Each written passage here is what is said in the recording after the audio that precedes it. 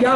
ये भारत किसी के नियम से नहीं बल्कि संविधान के नियम से चलेगा।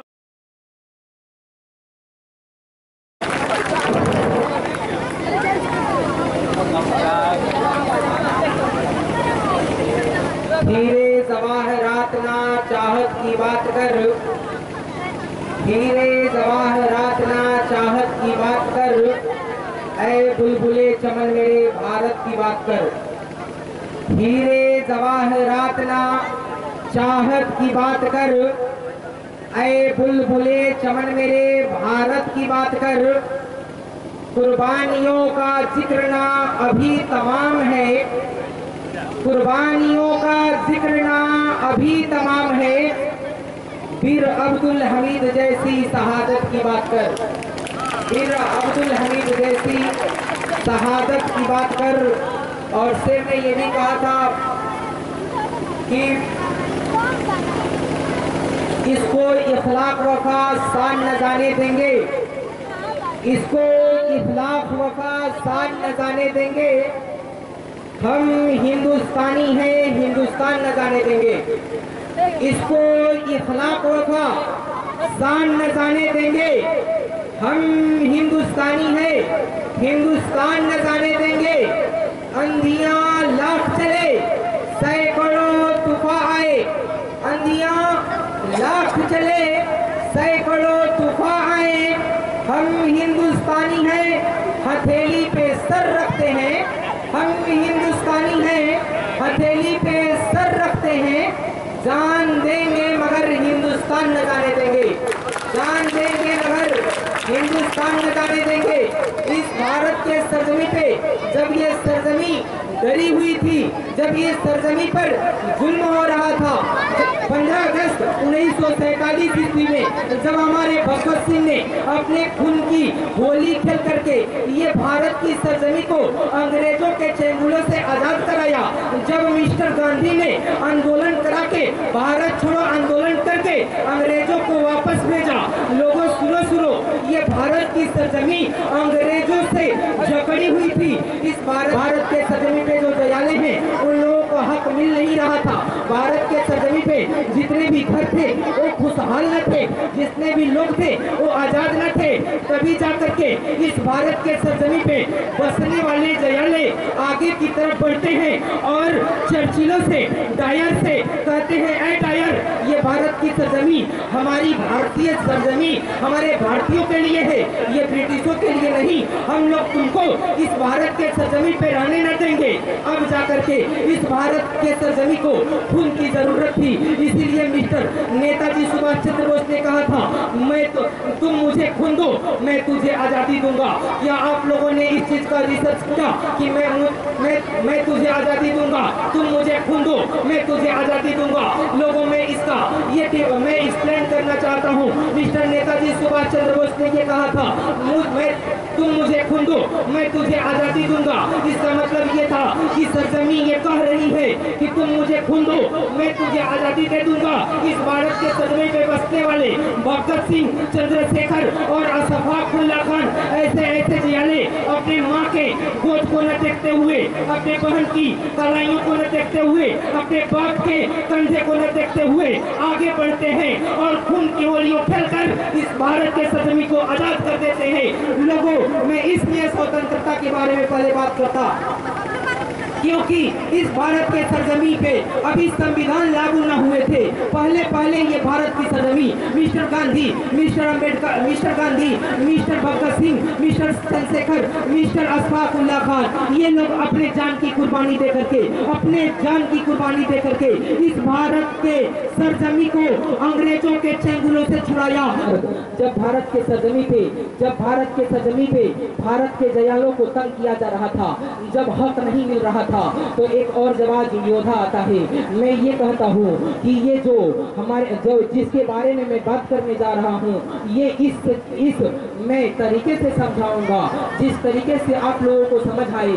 मैं भाषण देने के लिए नहीं, बल्कि मैं आप लोगों से ये बताने आया हूँ कि आज तक हमारा युवा, हमारा नौजवान सलमान खान और अजय देवगन की बात करता रहा, ऋतिक ऋतिक रोशन और अजय देवगन की बात करता रहा, मिथुन चक्रवर्ती और जो सनी देओल की बात करता रहा। आज मेरा युवा ये लेकर के डीएसएलआर से लेकर ये किस्म किस्म के जो कैमरे हैं वो लगा लगा करके सलमान खान की नकल करता रहा, सनी देओल की नकल करता रहा, ऋतिक रोशन की नकल करता रहा। लेकिन मुझे दर्द है इस बात का कि वो युवा जिस युवा को भगत सिंह का नकल करना चाहिए था, जिस युवा को मिस्टर उद्धम सिंह का नकल करना चाहिए था, जिस युवा को उद्धम सिंह के जैसा नकल करना चाहिए था, वो युवा आज ऋतिक रोशन का नकल कर रहा है, वो युवा आज अजय देवगन का नकल कर रहा है। लोगों, तुझे अगर दिखाना है इस भारत के सरजमीन पर, अगर दिखाना है इस भारत के शान को, तो तुझे लड़ाई नहीं, तुझे पढ़ाई करनी होगी। लड़ाई करके मिट जाओगे, पढ़कर निखर जाओगे। अगर लड़ाई किए तो बिखर जाओगे, अगर पढ़ाई किए तो निखर जाओगे। मैं इस बात को इसलिए कहा क्योंकि बहुत से लोग बाबर आए इस भारत के सरजमीन पे, लड़ाई किया बिखर गया, हुमायूं आया लड़ाई किया बिखर गया, अकबर आया लड़ाई किया बिखर गया।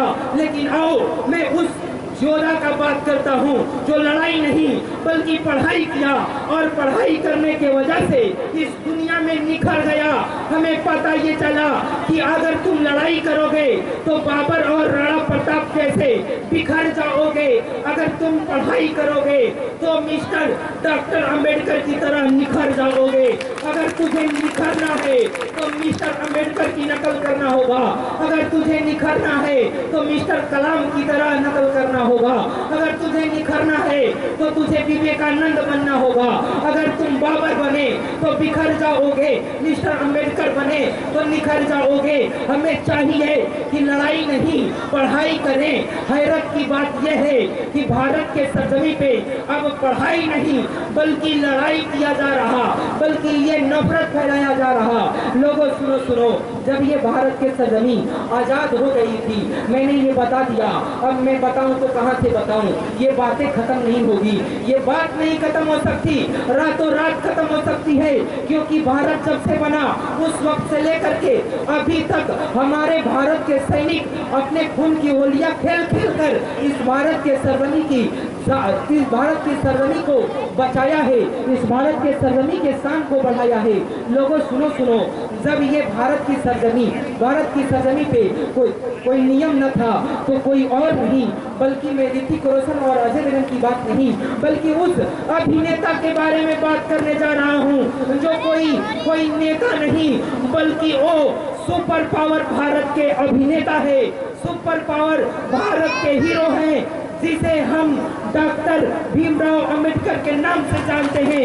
मिस्टर अंबेडकर उठते हैं और अपने कलम को घुमाते हैं और इस भारत के सरजमीन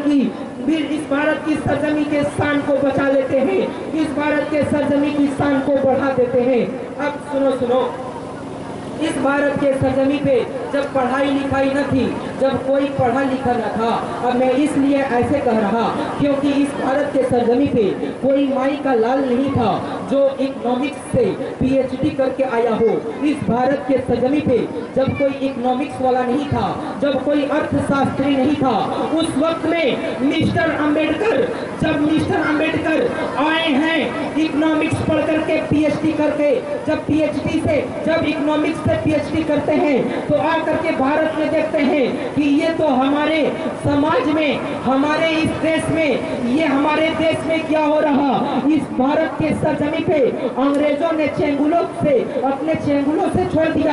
इस भारत के सरजमीन पे हो क्या रहा, ये तो हक मिल नहीं रहा। हम आजाद केवल नाम से हुए थे, अभी आजादी न मिली थी क्योंकि मिस्टर गांधी ने असहयोग आंदोलन क्यों चलाया था। लोगों, असहयोग आंदोलन इसलिए चलाया था क्योंकि भारत के सरजमीन पे जब ये अंग्रेज आ रहे थे तो भारत के कुछ जो लोग थे उन लोगों का सपोर्ट था कि हाँ अंग्रेजों आओ, मुझे तुम दरोगा बना दो, मुझे तुम ऑफिसर बना दो, मुझे तुम बड़े बड़े ओहदा दे दो, मैं तुझे सपोर्ट करूंगा।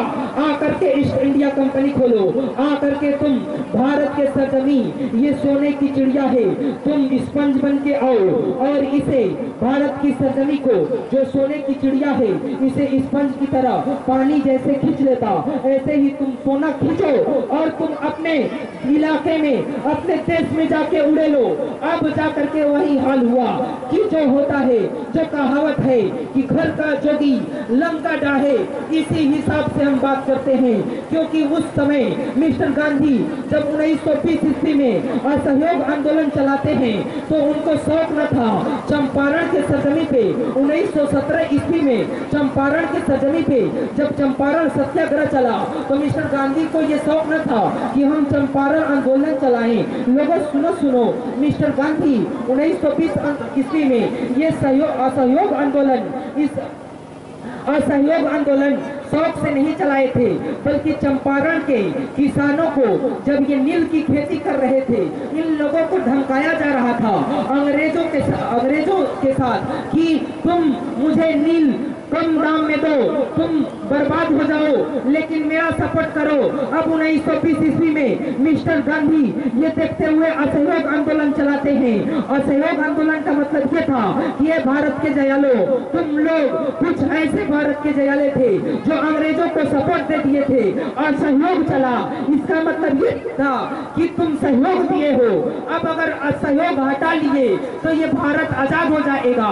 1920 ईस्वी में ये सहयोग आंदोलन चलाते हैं और अंग्रेजों को यहाँ से जाने से मजबूर कर देते हैं। जिस भारत के जयालों ने, जो भारत के जयालों ने अंग्रेजों को सहयोग दिया था, वो अपना हाथ हटा लेते हैं, असहयोग हो जाते हैं। अब भारत के सरजमी पे ये अंग्रेज अब अपना बोरिया बिस्तर जो है वो बांध करके जाने का फिराक हो जाता। अब सुनो, इस भारत की सरजमी पे हक न मिल रहा था तो इकोनॉमिक्स से आते हुए ये जो आते हैं अर्थशास्त्री, जो सबसे पहले प्रथम न्याय का मंत्री बनाए गए, जो सबसे पहले ये प्रारूप समिति के अध्यक्ष बनाए गए। लोगों सुनो, कोई किसी के बारे में बात नहीं, बल्कि उसी लल्ला के बारे में बात कर रहा जो महाराष्ट्र के सरजमी पे ये हीरे की तरह निखरते हैं, ये हीरे की तरह उत्पन्न होते हैं। मैं इसलिए मैंने ऐसा इस पंक्तियों को बनाया क्योंकि आज हम देख रहे हैं कि ऋतिक रोशन और अजय देवगन को हम लोग बहुत ये पोस्ट दे दिए, लेकिन उस सुपर पावर हीरो की बात करो जो इस भारत के सरजमी के लिए अपने कलम को घुमाते हुए खुद अपने फैमिली को बर्बाद होते हुए नजरों के सामने देखा, लेकिन ये देखते हुए कि मेरा समाज, मेरा भारत के लोग बर्बाद न हो जाए, इसके वजह से वो अपने कलम को उठाए रखे और वो जब उठाए रखे तो ये हीरे की तरह चमकते हुए अपने कलमों से संविधान में कभी मूल कर्तव्य 51 अनुच्छेद लिखते हैं, कभी मूल कर्तव्य 51 का अनुच्छेद लिखते हैं, कभी भाग 1 लिखते हैं, कभी भाग 2 लिखते हैं, कभी भाग 3 लिखते हैं। ये लिखने की वजह से लोगों, ये ऐसा जवाब इंसान जिसके बारे में मैं कह रहा तो मुझे गर्व है कि मुझे मौका मिला ऐसे लोगों के बारे में विवरण करने के लिए, क्योंकि किसी को मौका मिलता है दाऊद इब्राहिम का कहने के बारे में, किसी को मौका मिलता है असम में पल रहे टेररिस्ट के बारे में, किसी को मौका मिलता छत्तीसगढ़ के सरजमी पे बसे हुए नक्सलाइट के बारे में। मुझे गर्व है इस बात का कि मुझे मौका मिला उस सवाज इंसान के बारे में कहने का, जिस सवाज इंसान ने अपने कलम के नोक से इस भारत का तकदीर को लिख के रख डाला। अंबेडकर को इस सरजमी पे भारत आजाद था, फिर भी पढ़ने नहीं दिया जा रहा था, फिर भी इनको तकलीफ किया जा रहा था, फिर भी इनको हक न था कि सरजमी पे आप खड़े होकर सही से रह सके, आप सरजमी पे बैठकर क्लास में पढ़ सकें। ये ऐसा जवाब योद्धा जो क्लास के बाहर खड़े होकर के बैठ करके क्लास के बाहर पढ़ करके संविधान को, तकदीर को लिख डाला। आज हम एसी और कूलर के सामने बैठते हुए आज एक पोयम न याद कर सके, आज हम ये एसी और कूलर और पंखे के नीचे बैठ करके आज हम एक कहानी न लिख सके। उस जवाब योद्धा का सलाम जो क्लास के बाहर बैठ कर भारत के तकदीर को लिख डाला। हैरत की बात है कि हम उस सरजमी पे बसने वाले हैं, सिर्फ जिस सरजमी पे अंबेडकर कभी अपने कलम से भारत के तकदीर को लिखते हैं, कभी अपने कलम से भारत के तकदीर को लिखते हुए अनुच्छेद नंबर 51 लिखते हैं, कभी भारत के जयाले मिस्टर अंबेडकर कभी 79 नंबर अनुच्छेद लिखते हैं। अगर 79 नंबर अनुच्छेद न लिखे होते तो इस भारत के सरजमी पे न कोई संसद हुआ होता, न कोई प्रधानमंत्री हुआ होता।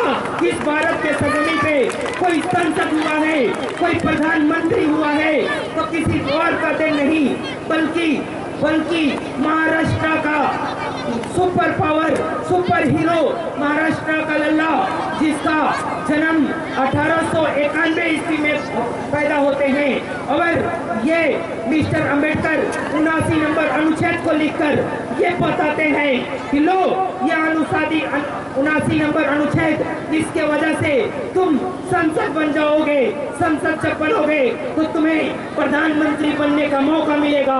अगर 79 नंबर अनुच्छेद न लिखे होते तो न आज कोई सांसद होता, न कोई आज प्रधानमंत्री होता। बल्कि लोगों यही नहीं, मैं बात करूं तो कैसे करूं, क्योंकि लोगों एक आदमी उस इंसान का बात कैसे कर सकता जो इंसान 2200 इंसानों को एक साथ 2200 इंसानों के लिखावट को चेक कर देते हैं।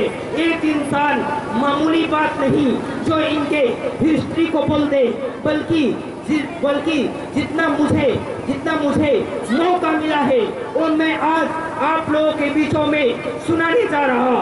79 नंबर अगर न लिखे होते तो कोई न संसद बनता, न प्रधानमंत्री बनता। अगर 80 नंबर न लिखे होते तो ये जो देख रहे हो मुख्यमंत्री के चेंबर पर बैठने वाले लोगों को वो न बने होते। क्योंकि लोगों सुनो 80 नंबर अनुच्छेद के वजह से हमारा ये संविधान 80 नंबर अनुच्छेद ये इंडिकेट करता है कि राज्यसभा का संरचना करो। राज्यसभा का संरचना न हुआ होता तो किस असेंबली में आप बैठते। अभी यही नहीं लोगों, बल्कि 81 नंबर अनुच्छेद न लिखे होते तो आज लोकसभा, ये संसद भवन जो देखते हो, लोकसभा में बैठकर ये लोग अपना बात न रखते। बल्कि सुनो ये हम अपने अंबेडकर को, अपने डॉक्टर अंबेडकर को, मैं इनको इस भारत के नींव की तरह मानता हूँ। क्योंकि अगर नींव न होता तो घर बना ही न होता। ये